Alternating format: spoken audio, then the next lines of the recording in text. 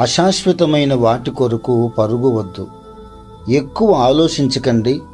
జీవితం అశాశ్వతమైనది, అస్థిరమైనది, అల్పమైనది.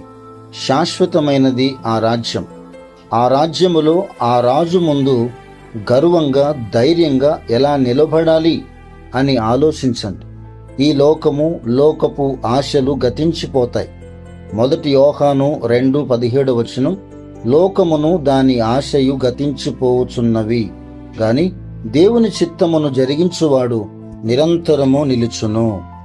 గనుక ఆ నిత్య రాజ్యము కొరకు గురి కలిగి ఓపికతో పరిగెత్తండి.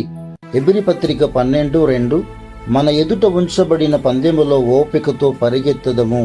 ఫిలిప్ప పత్రిక 3:14 క్రీస్తు యేసునందు దేవుని ఉన్నతమైన పిలుపునకు కలుగు బహుమానమును పొందవలెనని గురి యొద్దకే పరిగెత్తుచున్నాను.